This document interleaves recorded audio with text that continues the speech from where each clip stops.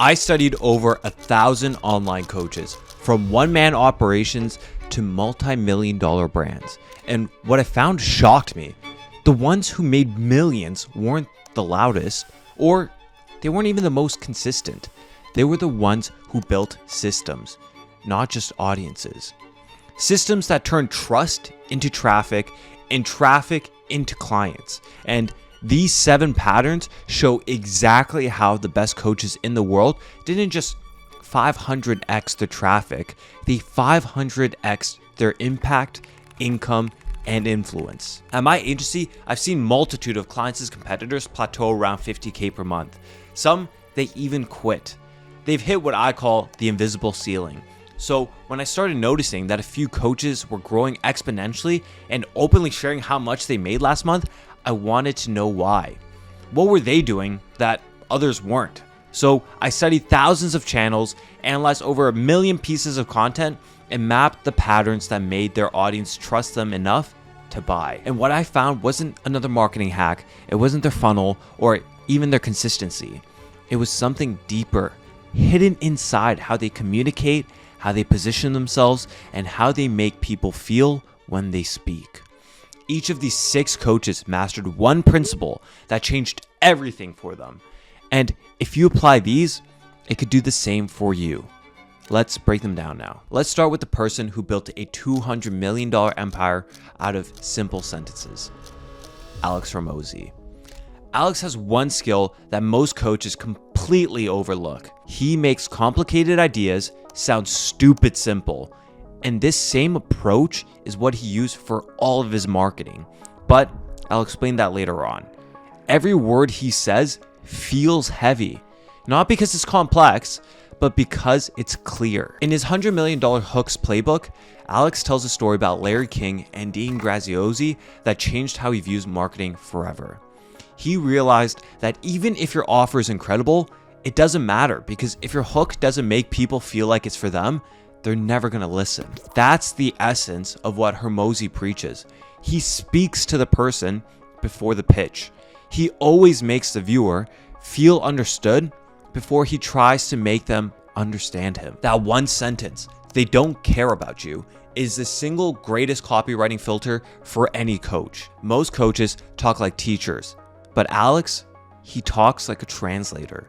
He takes the emotion his audience feels, stuck, uncertain, plateaued, and he puts it into words so simple that it feels like he's reading their minds. And the result? It's authority.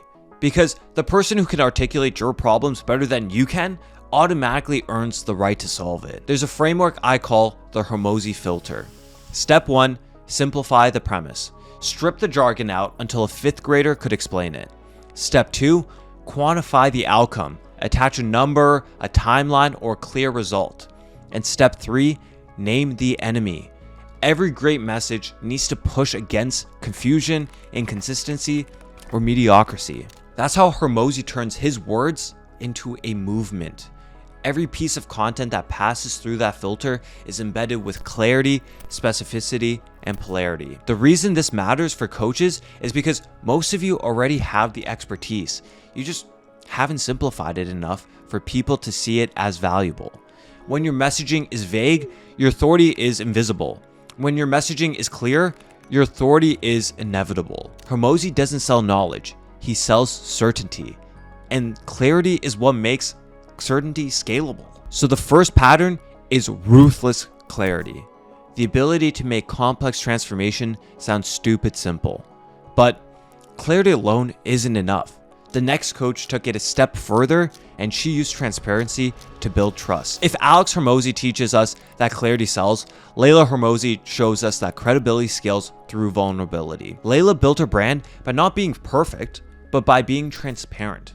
She's one of the few entrepreneurs who could talk about her mistakes, fears, and self-doubt without losing her authority. When Layla shares a story, it's never about her success. It's about the struggle that led to it. She openly talks about things that most CEOs hide: therapy, imposter syndrome, communication breakdowns in her marriage, and that's what makes her magnetic. Because the moment she admits she's human, her audience starts to feel like they trust her even more. So here's the paradox. Most coaches think vulnerability weakens authority, but in reality, selective vulnerability is what builds it. Layla doesn't overshare, she curates honesty. Every vulnerable story is paired with a structured lesson, and that balance creates psychological safety, and her audience feels seen, but still guided. Vulnerability becomes the proof of lived experience that makes her advice credible. So I present to you the mirror and map method. Start by reflecting a real insecurity or failure your audience feels, and then I want you to map it. Show the process or mindset that got you through it. And lastly, I want you to model it. End with the principle that they could apply immediately. That's the emotional funnel that Layla uses in nearly every video or podcast experience. She connects emotionally first, then she leads intellectually second. If Alex earns attention through clarity and Layla earns commitment through connection, people might follow someone who looks successful, but they might buy from someone who feels real. So if your content feels surface level, add one story where you were lost or where you learned or even when you leveled up. That's what transforms a coach into a leader. Someone who's not just teaching them from success, but from self-awareness. Clarity and vulnerability creates trust, but they don't create demand. The next coach, though, he mastered the opposite energy, which is polarization. He built an empire by saying what everybody else was too afraid to say. Let's talk about him. Iman Gadzhi built his empire by being unapologetic. Iman's brand is powered through polarity. He speaks with the kind of conviction that either pulls you in or pushes you away. And that's exactly why he wins. Iman doesn't sell information, he sells an identity. Every time he talks, he draws a line in the sand between the winners and the excuse makers. And he forces the viewer to decide which side they're on. And that's the genius of polarization. The moment you take a stance, your audience stops seeing you as a content creator and starts seeing you as a category of one. Most coaches play right down in the middle. They want to sound professional and they want to be liked by everybody, but in doing that, they'll disappear in the noise. Iman did the opposite.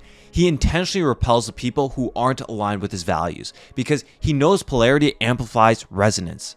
It's not about being controversial for clicks. It's about being clear about who you are so your audience knows what they're buying into. So here's another simple framework that I call the polarity triangle. On one corner, you have belief. What do you stand for? On the other corner is the enemy. What do you reject or refuse to tolerate? And at the top is identity. Who does that make your audience become? That's how you turn an audience into a movement. Iman doesn't just teach marketing, he preaches freedom, rebellion, and control. That's his belief system, not his business model. If your content feels like it's just not resonating, it's probably because it's not offending anybody. The fastest way to create authority is to stand for something. Don't be afraid to make someone disagree with you because disagreement is the price you pay for distinction. People can't follow you if they can't define you. So far, we've seen how clarity, vulnerability, and conviction build a foundation of authority. But knowing what to say isn't enough. It's about how you systematize it. And this person is the king of systems. The biggest difference I found between coaches who stay stuck and the ones who scale past six figures, it's not talent. It's how they think. They think in systems. One of the clearest examples of this mindset is Bigot, a coach who helps software engineers escape the 9-to-5 grind. And what made him stand out wasn't what he taught.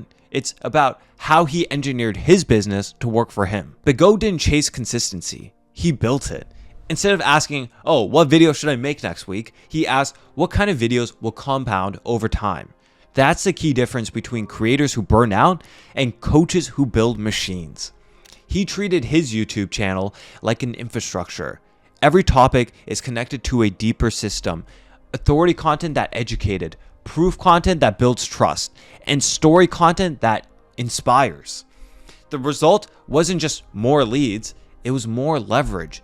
His brand started working harder than he even did. Here's the pattern successful coaches use. System thinking loops. First, identify the repeated pain. What's the one bottleneck ideal clients keep hitting? Then you're going to create a scalable proof system. make content that solves it once so you never have to answer that ever again. And then afterwards, you're going to turn it into a process. Build a repeatable workflow so every touch point reinforces your authority. That's what Bago mastered. His content wasn't random, it was arithmetic. You don't need a massive audience. Nobody believes that in 2026 anymore. You need a system that compounds credibility. When you start building content like an engineer instead of an entertainer, you stop chasing momentum and start designing it. That's how coaches move from busy operator to calm authority. Now, while Bago built systems and content, there's one person who turned systems into a philosophy. Someone who's skilled without hype just by thinking differently. Let's talk about the next multi-million-dollar entrepreneur. Most coaches try to outwork their problems. Brez Scales, he just copied the marketing map that other coaches have paved, and he just simply 10x'd the inputs. He saw what worked with Andrew Tate and implemented the same growth lever, clipping. He saw what 99% of coaches in Miami do, get crazy super and hypercars. He didn't reinvent the wheel, he just adapted it. The brilliance of Brez's philosophy isn't just efficiency. Brez didn't start by selling a coaching program. He started by selling a lifestyle of freedom, luxury, and independence. He made people fall in love with the destination before he even ever explained the vehicle. Once his audience associated him with the outcome they wanted, launching his coaching program felt inevitable. He didn't sell the skill, he sold the identity shift that the skill promised. But what made Brez really smart wasn't just the flex, it was the framing of it. He took one of the most commoditized skill, which is running paid ads, and renamed it into freelance brand scaling. That one phrase changed everything. It turned a generic skill into a status symbol. Instead of sounding like another ad agency owner, he positioned himself as the gatekeeper to a new and exclusive path. Something that felt invented by him. That's the psychology of perceived exclusivity. So here's the pattern I noticed with Brez's content. I call it the perception ladder. First, symbolize success. Show the lifestyle your system enables. Then, you're going to name the method. Give your process an original label. And then afterwards, attach the identity. Frame your clients as a part of an elite group. Brez climbed this ladder perfectly, and each rung made his offer even more desirable. The more exclusive the perception, the higher the demand. Brez is the new era of coaches, but this theoretical unk, he walked for people like Brez to run.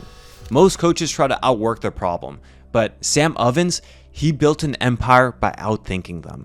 While everyone else was just chasing motivation, Sam was building mechanisms. He turned clarity into structure and structure into scale. Sam realized something simple but rare.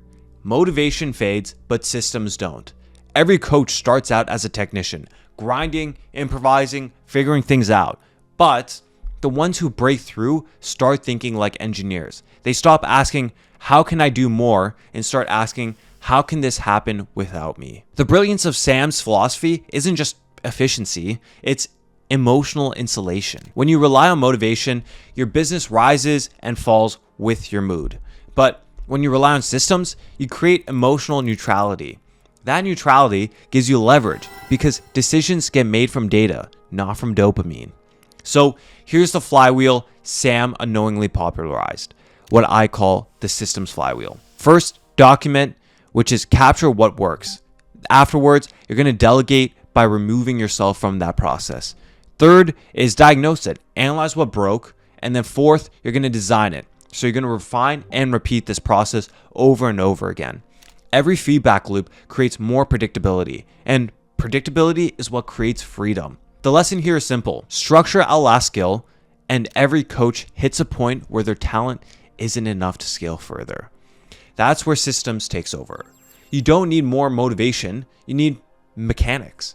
Because motivation can get you to 30K months, but systems are what gets you to 300K. Across all the coaches I studied, every one of them built their success differently. But underneath it all, the same patterns kept on showing up. Alex Hormozi proved that clarity creates scale.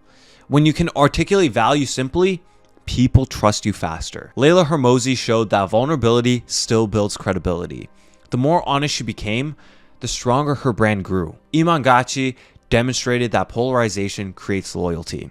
The more unapologetic his message, the clearer his movement became. Bigot showed that systems creates freedom. He didn't work harder, he just engineered his business to work for him. Sam Ovens taught us that structure outlasts motivation time and time again.